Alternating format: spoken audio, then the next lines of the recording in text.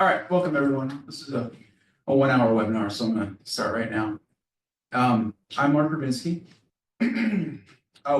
Before I start, this webinar is being recorded. On today's webinar, we're going to discuss the Climate Leader Decarbonization Grants. As I mentioned, I'm Mark Rubinski. I'm the Deputy Director of the Green Communities Division at DOER. I'm joined today in the room. You can't see everybody else, but I'm here with Joanne Becerra, the Director of Green Communities, and regional coordinators, Dylan Patel, Lisa Sullivan, and Chris Mason, and Kelly Brown is, I'm sure, watching from. Let's see, next slide. So a little news before we start. We posted the Meta grant on Combines earlier this week. I just want to make sure everybody saw it. You probably saw it through our newsletter. There's the Combine numbers. Of course, reach out to us if you have any questions about Meta. DOER is hiring. So there is a new division of clean energy siting and permitting that was added in the climate bill. And we're seeking a director of clean energy siting and permitting, which is a really important job, especially for a lot of our small communities. And it's been a hot topic in the Commonwealth right now. So the Mass Careers numbers up there, if you have any questions about that, of course, if you have trouble finding it, give me a call. And we're taking priority applications by January 27th. We are going to be at the MMA conference. Is that next week? It's next week. Thursday, January 23rd and Friday, January 24th through booth 702 in the government row section. Sounds exciting, government row. I'm not getting more excited than that. But yeah, we'll be there. So please come, say hi, see our smiling faces. We'll be there. Love to talk to you. DOER is having our second annual town hall. That's going to be on Monday, January 27th from 2 to 3:30. You can find, if you're signed up for the DOER, you might have gotten an email about it already. There's the sign up in there on the screen as well. So please join us for that. So about today's webinar, our primary focus today is going to provide information and overview on the two program opportunity notices, the PONs, for climate leader communities. They're the funding opportunities that we recently published on Combines in November. These PONs offer grant funding opportunities to municipalities that have achieved the Climate Leaders Community Certification. We anticipate certification for climate leaders to be completed in the next 2 to 3 months. So during the webinar, we're going to have a grant overview, summary of available grants. I'm going to go over some scenarios. We're going to explore some potential scenarios and timelines for how climate leaders communities may make use of these funding opportunities. We're going to have a Q&A session, and we'll conclude with a dedicated question and answer. I do want to note that these are new grants, so we may not have immediate answers to the questions, and I don't want to. I don't want to put my foot in my mouth today. So some of the questions we may take back and answer as a group, and then add those to answer those through Combines later on. Please input your questions through the Q&A function on the through Zoom, and don't use the chat. I couldn't figure out how to turn that off, but rather you not use the chat for any of those questions. And for any questions that arise outside of the webinar, as always, we encourage you to contact your regional coordinators. And if the regional coordinators are unable to provide an answer through pointing to an area within the pond, then we may ask you to submit your questions to the Combines platform as well. So over the past 15 plus years, Green Communities program has supported municipalities in achieving our shared energy goals. And we've structured this support through planning, often through our, we've structured it through planning, through doing studies, and through the construction. In green communities, we've done the planning through REPA. We've helped the communities achieve designation through our regional energy planning assistance grants. And then stay designated through doing the annual reporting and then continuing to provide them help through grant writing too for green communities. As I mentioned Meta before, we've provided funding to do some of the technical assistance studies. This has been available. We've made $400,000 available annually with a max of $25,000 per green communities. Sometimes it maxes out at 15. And it's assist communities with feasibility, technical studies, and engineering plans. And then our competitive grants too. A lot of you are familiar with our competitive grants, where we have about $50 million annually, 2 blocks of $7.5 million. And those max out at $225, $250 for EJ communities. But one thing we've heard about competitive grants is new buildings aren't part of it, and solar and PV are ineligible. So as we launched the Climate Leaders grants, we've gone a similar path. So the Climate Leaders, we've offered the decarbonization roadmap assistance. Our vendors, ICF and Power Options, a lot of you are familiar with, you've worked with to have your roadmaps completed through Climate Leaders. And today we're going to be talking about the 2 grants. The first one is our Climate Leaders Technical Assistance Grants. There's $7.5 million total. These ponds will be open for 3 years. They max out at $150,000. These are going to be much more complicated projects than in the past, so there's a higher award limit on these projects. And they're going to assist the climate leaders with technical support for decarbonization projects. And then finally, the Climate Leaders Accelerated Grant. And in that grant, there's $52.5 million. And it's going to max out at $1 million. And just like the technical support grant and the accelerated grant, it's going to be limited to 1 award per climate leader per pond. And the Climate Leaders Accelerated Grant is going to have support for new construction, new buildings, and solar PV. So a quick grant overview of the technical support grant. As I mentioned, $7.5 million. It maxes out at $150,000 per applicant, per climate leader, per pond. Only 1 award per climate leader. There's no community match required, and there's no extra adder for EJ communities or EJ projects within there. The deadline for these grants it's a rolling deadline, so we'll accept your grant when you're ready for it. You can apply and submit it to us when you're ready, but we are going to review them in June and December. We can't commit to reviewing all of them throughout the year. So in June and December is when we're going to submit them. So the requirements for these grants, and this is from the pond, is that the grants will only be made available for technical support that examines options related to non-fossil fuel that support efforts to meet the community's climate lead decarb roadmaps. So the roadmaps that were submitted as part of your Climate Leaders application, the projects and areas of focus that were identified within those roadmaps is what we're going to be supporting through the technical assistance. And keeping with DOER's goal of reducing emissions, we'll be limiting or we want them to limit and or completely eliminate the use of fossil fuels through decarbonization of buildings. So the technologies, and this is from page 3 of the technical assistance pond. The technologies that we'll be supporting is renewable thermal applications, including heat pumps, and that the heat pumps could include ground, air, and water source heat pumps, solar thermal. The application serving on-site load, energy resilience, utilizing clean energy resources, energy storage, and then the sort of catch-all open one would be other clean energy technologies and or strategies that target reductions in energy use.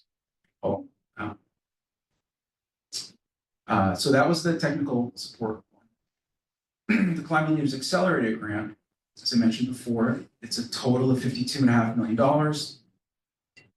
It is limited to $1 million per applicant. Climate leaders, once you're certified a climate leader, you're allowed to apply for one award per pond. A community match is required of 10%. So we will fund 90% of the project costs up to $1 million. And there is the EJ benefit for the accelerated grant is that if the project falls within a census block that includes 2 more EJ criteria, and one of those EJ criteria must be income, then there's no match required. The deadlines for the accelerator grant are going to be the first Fridays of August and February every year. Then we'll review those months. Similar language to the technical support grant of we want non-fossil fuel projects and we want to eliminate fossil fuel combustion, reduce energy use, and lower energy costs are what we're looking at in these projects. And the same technologies are supported through the accelerator grant as in the technical assistance grant.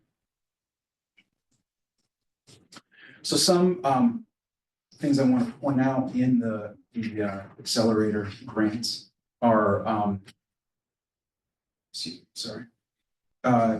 all projects must include, this is the accelerator grant. All projects must include a training plan, ensuring staff proficiency in operating the new equipment safely and effectively. The projects also must include a comprehensive maintenance plan outlining procedures for regular equipment maintenance. The ongoing maintenance after the project's done can be through internal staff or an external staff coming in to maintain the equipment.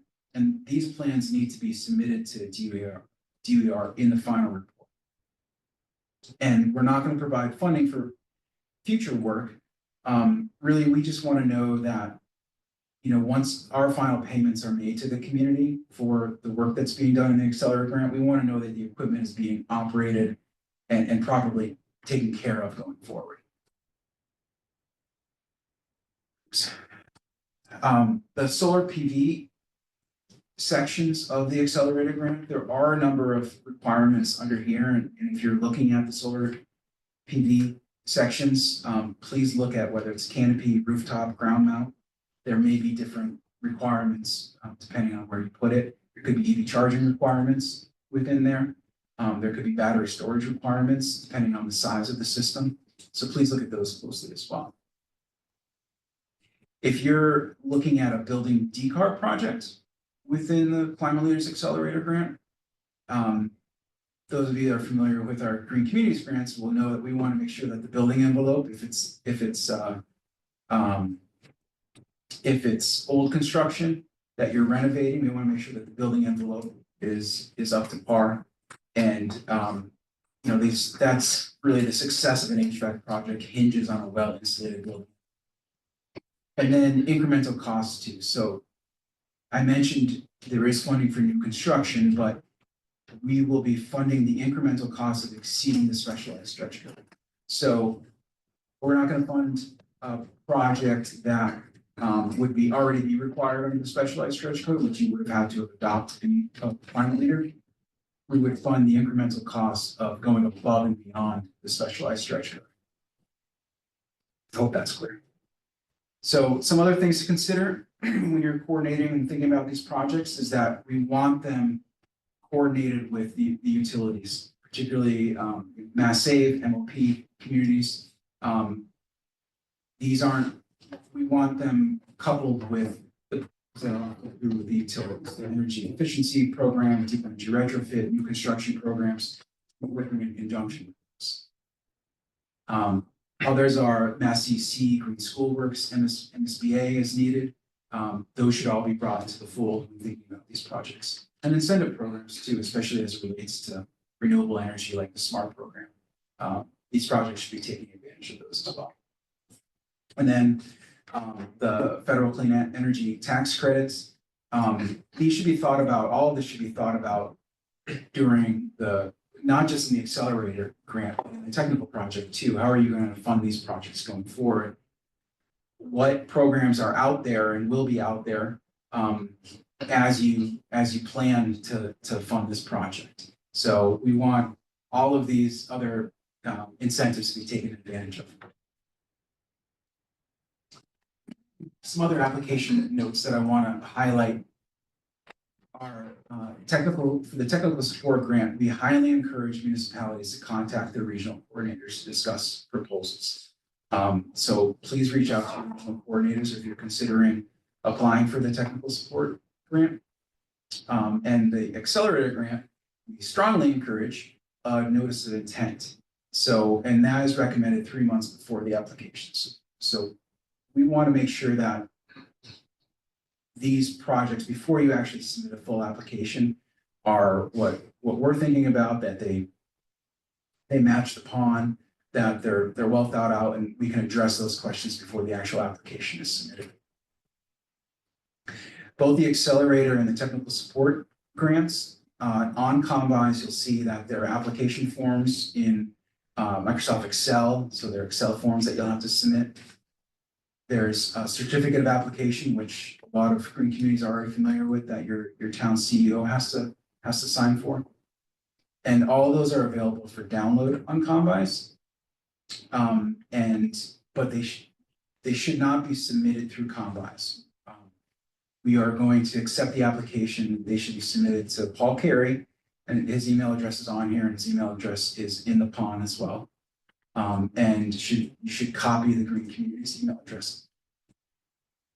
We're only accepting them electronically, as I think most applications are accepted nowadays, but do not submit them through Combines. Please email the applications to us. So I'm going to go through a couple of scenarios, and before I take questions, sorry, we don't have time. So in the first scenario, a newly established climate leader community could receive designation March, April timeframe. And their hope is to have a project, geothermal system project planned for their new elementary school. So the town receives a certified climate leader March and April. They apply for the technical support in May. And they're notified of the technical support award in August.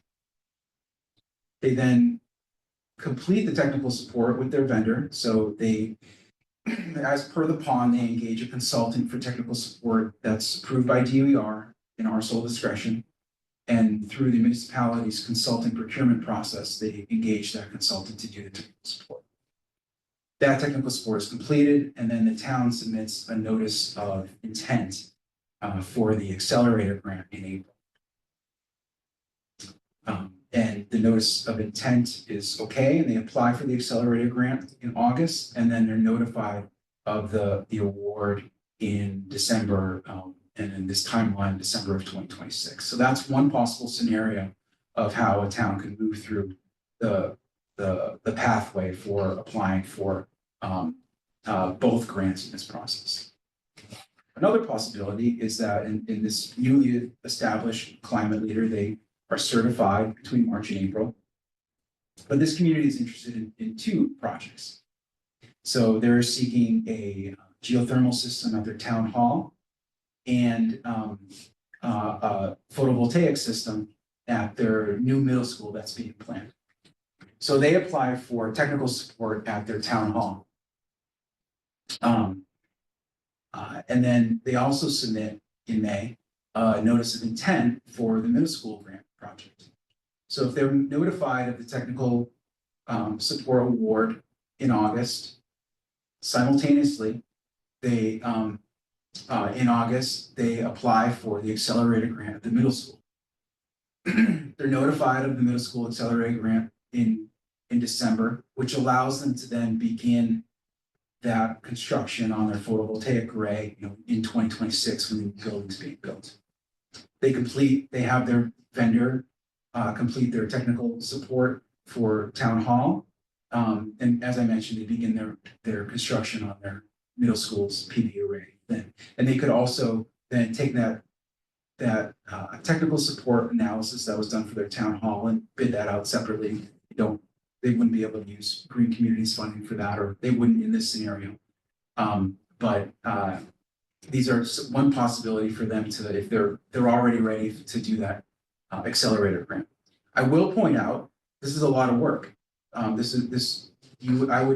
want to make sure that this town, this community feels like they have that capacity in order to truncate all of this work into this short period of time. So just something to keep in mind as you're going through this process.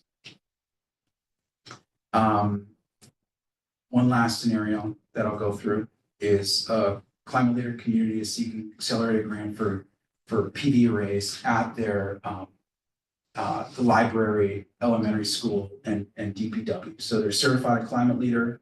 They apply for the accelerated grant, or they submit a notice of intent in May. They apply for their accelerated grant, and then they're notified of the award. So they're applying for multiple awards, multiple. I shouldn't say multiple awards. Multiple projects through one award at multiple locations, and then they're ready to do it. They don't even need, they feel like they don't need a technical assistance. They may have already had that technical support done, and they're ready to go with the accelerated grant. They can bypass that entirely. So as with all of these scenarios, the certification, the award, the approval timelines are all estimated and subject to change. A lot of those are outside of our controls at Green Communities. So with that, I'm sure a lot of folks have questions. I went through that pretty quickly. So if you want to ask questions, please submit your questions via the Zoom Q&A function, and we will do our best to answer them. The first question, and I apologize, I put this incorrectly in the answer column. Can communities apply for both Green Communities competitive funding and Climate Leaders Accelerator funding? And the follow-on question to that is, do communities need to have spent all of their allocated Green Communities competitive funding before they can apply for Climate Leaders Communities funding? So I'm only going to address this for the ponds that are currently out there right now. Right now, as it stands, the competitive grant 13, the most recent pond for the Green Communities competitive grant is currently out there right now, and there's no restrictions in there on if you're a climate leader community or if you're going to apply for climate leaders. So you can apply for that competitive grant, and you'd be able to apply for the accelerator grant while still holding that grant, or the technical assistance grant while still holding that grant. This may change for future competitive grants though, and future being beyond the grant that's due in the spring. Okay, thank you. And just for everybody, yes, the slides will be put online. Okay, so are climate leaders eligible for up to $1 million per grant cycle or one time altogether? I'm not sure if can this person actually clarify what they mean by this question? So I'll answer that how I think it's written is that the communities can apply for $1 million per pond. So this pond that's out there right now is open for 3 years. The pond's open for 3 years, and they can apply for one pond. It's a $1 million award per 3-year pond. So if you're applying for the $1 million, you can apply per pond cycle. Thank you very much, Mark. Okay. Can a community apply for more than one grant per period? I assume this means one period, understanding that only one will be awarded. Bob, I assume this means that maybe you apply once and maybe aren't awarded, then can you apply again? Correct me if I'm misunderstanding. Yes, if you apply for it, it is rejected, and you still meet the eligibility, and there's still funding left that hasn't been exhausted. Then yes, you can apply again. If you apply for, say, $500,000 and you haven't used all of that, you wouldn't be able to apply again. So it's one shot at it. Cute. Okay. If municipalities demonstrate outreach, as live, it's live. If municipalities demonstrate outreach to the utilities, but consistently do not receive responses or incentive estimates, how will DOER handle the utility engagement requirement? The utility should be engaging with you. If that is happening, please reach out to your regional coordinator. And use their assistance to work with the utility on that. Okay. All right. Please clarify two things. What do you consider envelope improvements and what is exactly required? In other words, a HVAC project will be done by a different contractor than an building envelope contractor.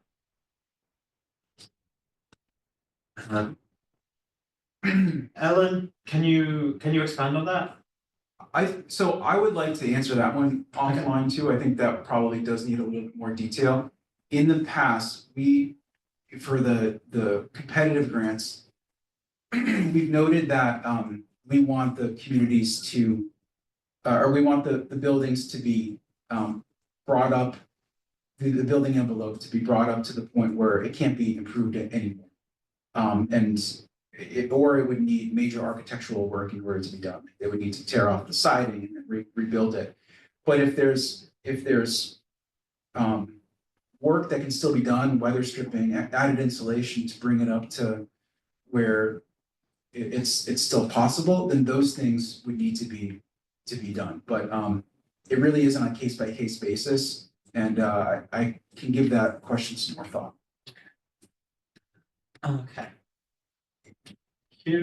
Are technical support grants always for defined prospective projects, or could you apply for an engineering study of multiple buildings? For example, evaluating electrical infrastructure for future decarbonization in multiple municipal buildings? I'm gonna answer that one. I'm gonna discuss that one with the group and answer that offline. Okay. Can a Climate Leaders Accelerator project grant for an EV project supply the electricity to a non-municipal off-taker, such as the local aggregation plan? One more time. Can a Climate Leaders Accelerator project grant for an EV project? I don't think we have. Peter, I think you mean a PV project. I think that means a PV project. Yeah. Yep. Supply the electricity to a non-municipal off-taker, such as the local aggregation plan. It has to be for on-site use. So I'm gonna take that question, and if you could clarify that a little bit more or give me an example of that, I'd appreciate it. But I would probably take that one offline. But we do say that it has to be for on-site use for assuming that you do mean photovoltaic. Okay. Clarifying that accelerator money can. This person wants to clarify that accelerator money can be used for updating school systems as they are not new construction. Yes, it can be existing on new buildings. Yeah, as long as it was part of your decarbonization roadmap. We want to make sure that, the projects that we're funding are part of your roadmaps. Follow up on the first question. There may be restrictions on future green community ponds for those certified as climate leaders, or would that community have to have received climate leader funding for the restriction to apply?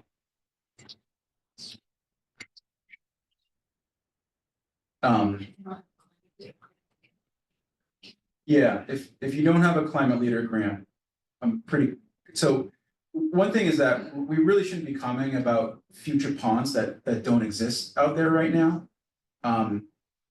So with the hypothetical, or a huge caveat is that I really don't see a problem if there was a future competitive grant if they never had a climate leader grant, they would be able to apply for that Green Communities Competitive Grant. But that grant doesn't exist yet, so I can't comment on it. Okay. Yeah, so Peter did clarify that was a PDP project. Okay. Okay, can you repeat how long each pond cycle is? 3 years. Yeah, I believe it's 3 years the way it's written. So I should also add in there that this pond cycle is 3 years or until the funding is exhausted. Okay. Have any communities been awarded climate leader designation yet? No, Okay, the green community grants max at 225,000. But the next line on that slide says building decarbonization is 500,000. Is that correct? Yes, that is Yes. correct. yeah, I didn't get it into a lot of detail on that, but we do have our competitive grants had always maxed out at around 200, 250 in that area. It's changed over the years. And a few years back, we did add a decarbonization section to our competitive grants that maxed out at $500,000. There are a few more. Yeah. Okay. Keep them coming. We were considering submitting for 250,000 through the Green Communities Competitive Project, as this is an environmental justice project. And for 250,000 through a subsequent round, also for an EJ project. If we are accepted into the climate leaders category, is this something we can still count on doing? We can't comment on future ponds, so I'm sorry to say that, because I know it would affect your planning for it. But I can say that you can apply for the $250,000 in this outstanding pond. So if the competitive grant 13, which is our current one, that's due in the late winter, or late spring, April around there.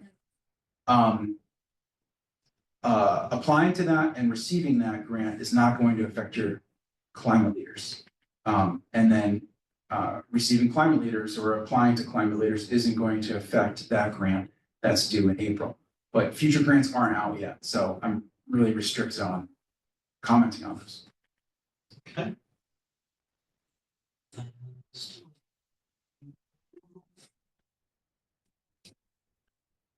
May I ask if the accelerator money can be used to build carbon dioxide fixation manufacturing? Hey, does this mean carbon capture? I think if this person can clarify, we can go back to that. I'll go to the next question. So I mean, that kind of highlights too why we would want, to talking with your regional coordinator or also submitting notices of intent to us so that we can kind of get these questions. before they happen. But I would recommend looking at the pond and seeing if you feel like it can fit within there, then reach out to us again. Yeah, she does mean carbon capture. If we're only able to handle one project at a time, and if it is less than 1 million, can we apply again within the pond timeframe for a subsequent project? No, you would need to apply for, and you can apply for multiple projects, multiple buildings within one application. But Can you be done serially? Application. they don't have to be done, all at once right away, but we do want that one application from each climate leader community. We don't want multiple applications for it. Okay. Okay, this question I'm not sure if we're allowed to answer, but how many climate leader applications were received by the first December 31st deadline? 19. 19. 19. Okay.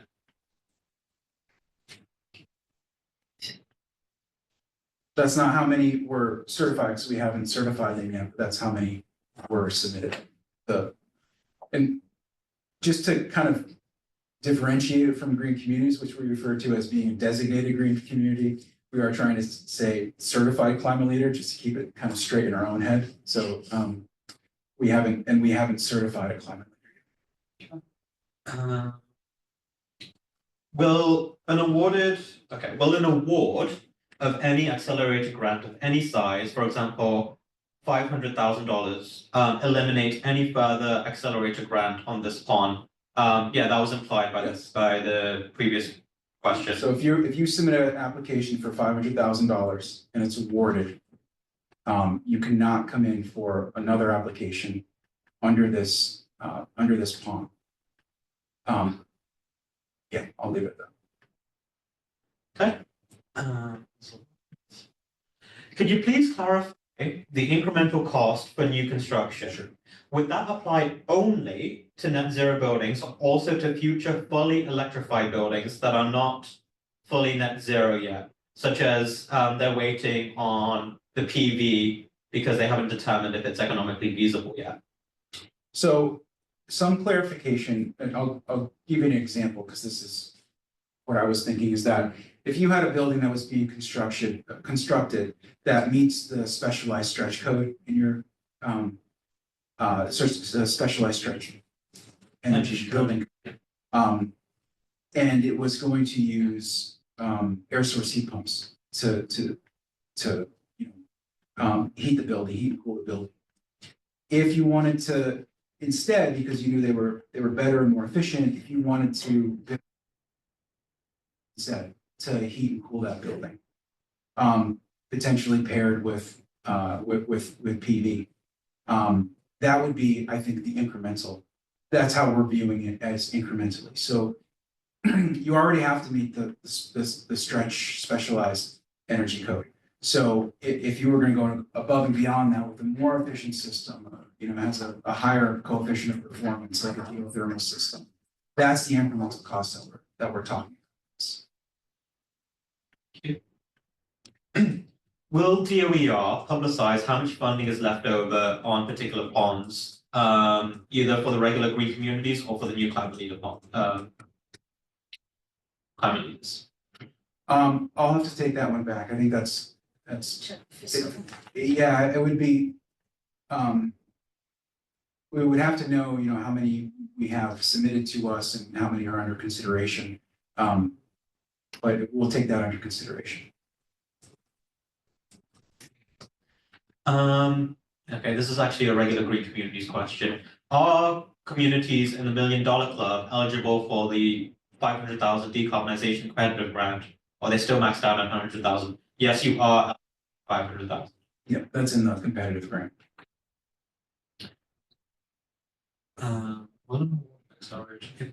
Okay, I have already asked this question. Okay, when would you recommend a community apply for a climate leaders grant versus a green communities grant? Is cost the driving factor? Well, I think, all things being equal, there are projects that are supported through the accelerator grant that aren't supported through the Green Communities Competitive Grant. So there's not just one variable involved here. It could be cost, it could be the type of project that you're applying for. Matching funds is certainly part of it too. Whether or not the utilities are supporting it, whether or not there's other additional incentives out there, very project specific. So, those are things that we want to have a conversation about. This is, reach out to your regional coordinator, reach out to us, and I think we could probably talk those through. Person missed a previous answer. So yes, accelerator money can be used to update school systems for existing schools, even if they're not new construction. Yeah, all things meeting what's written in the pond too. We're not going to repave the school parking lot with it, but it's No. still No jungle gyms. Yeah, no, it still has to meet the pond. Last question for And it now. has to be part of the, I'm sorry, Dylan, it has to be Yeah. part of the decarb roadmap too. Yeah. If the school wasn't included in that, then it wouldn't be funded. So this is the last question that I see. If there are no approved climate leaders as of yet, how long is the process for climate leaders approval especially as you know, these grants open up in April. Yeah, I mentioned earlier, I probably said it fast, but we're hoping in the next 2 to 3 months to finalize the first certification of climate leaders. Oh, okay, a few more coming through. Can you use a Green Communities decarbonization project funding and then apply for accelerator funding for the same project?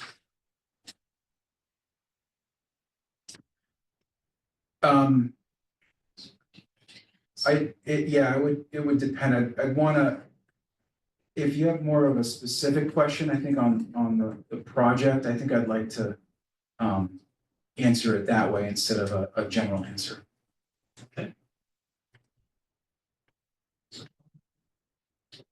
Okay, if a certified climate leader is only allowed to apply for one accelerator grant under the PON, can you please go over the types of projects that qualify for funding under an accelerator grant? This might be going back to Yeah, the so slide. I would recommend looking at the pond. You know, there's renewable thermal applications, ground air, water source heat pumps, solar thermal, solar PV is one.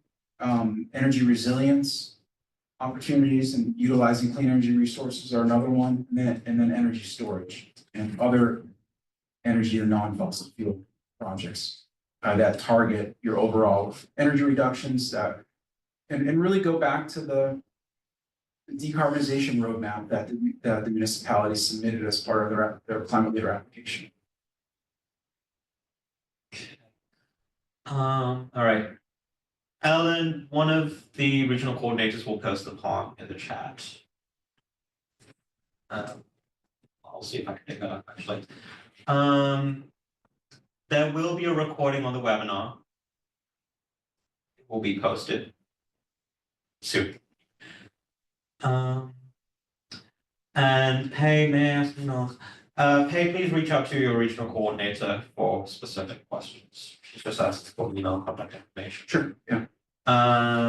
Okay, to specify, okay, I think this was the decarbonization plus accelerator question.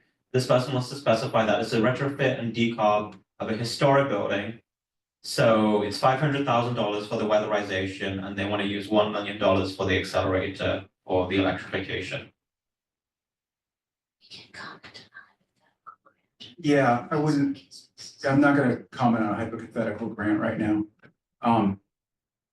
I would say reach out to your coordinator and we can discuss the project.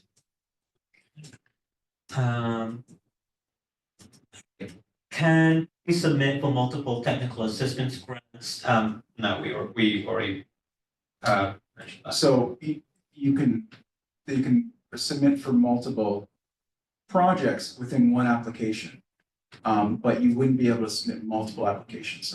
I hope that's clear. If you have, you know, if you're looking at I'll use geothermal again, a geothermal system at your town hall, and then across the city, your library, and they both cost $75,000, then that would be an acceptable application. Those are two projects within one application.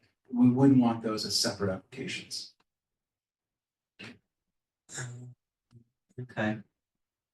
Do the accelerator grant funds have to be expended within the 3-year PON cycle? No, They do not. we don't want you hanging on to them forever. It's ideal though. It is ideal. And, you know, that's one of the things that we'll be looking at within the application is, you know, making sure that it's quote unquote shovel ready and ready to be done. We don't want to tie up money for projects.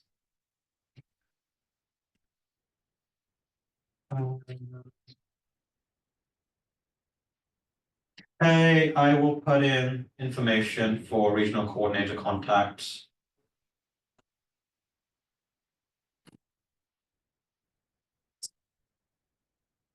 I think that's it. Chris is asking where the recording will be posted. Chris? No, Chris, sorry. So this person is asking where the recording will be posted. the Climate Leaders website, which I will type in.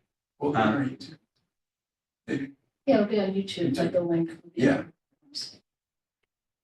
So, Chris Pimentel, it will be eventually on this website that I'm sending to you.